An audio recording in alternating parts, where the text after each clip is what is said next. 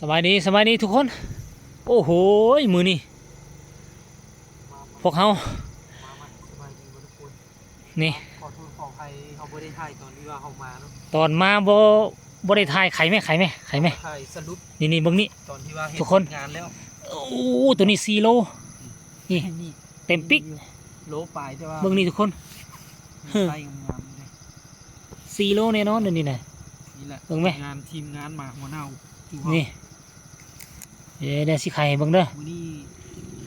ว่าแก้ตูเมื่อวานนี่ได้หน่อยพุทธมื้อนี้แฮงได้น้อยกว่าได้หน่อยกว่าเก่าพูดนี่ดีเนาะพูดเต็มของระยะงานนี่พูดนะโอ้ไปขายต่อนี่ก็เบิ่งนี่ได้เกือบเป็นแสนทุกคนพี่ปลามื้อนี้ก็คือปลาเบิ่งแต่เล็กนี่เล็กสุดคอมันน่ะปลานี่คือปลาตาบอดนะเอาแท้สิแขนแม่ ม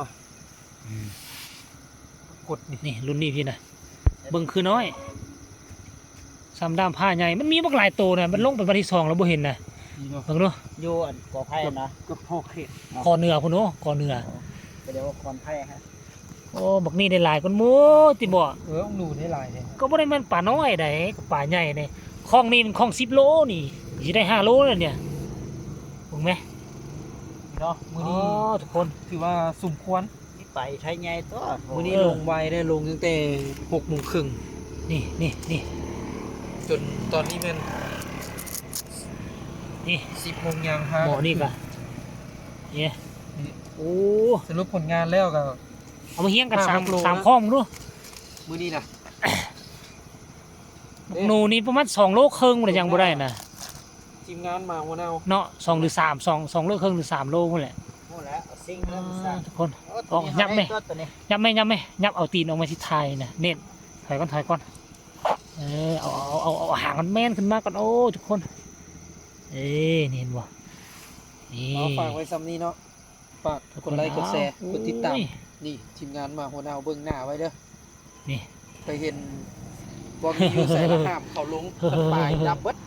โอ้เอาบาดเนี่ยเสียมลาพาจากกันนะบัดเนี่ย2 มื้อติดโอ้แต่ว่าสะอ่อนคล้องหมอนี่เว้ยเฮ้ยของเนี่ยขึ้นก้นคล้องไหนแต่ว่ามันคล้องมันใหญ่ซ้ำ2 หน่วยเฮาพุ่นน่ะโอ้ใหญ่ซ้ำ2 หน่วยซุ่มเฮาพุ่นน่ะมันได้หลายก็ขอบมึงหลาย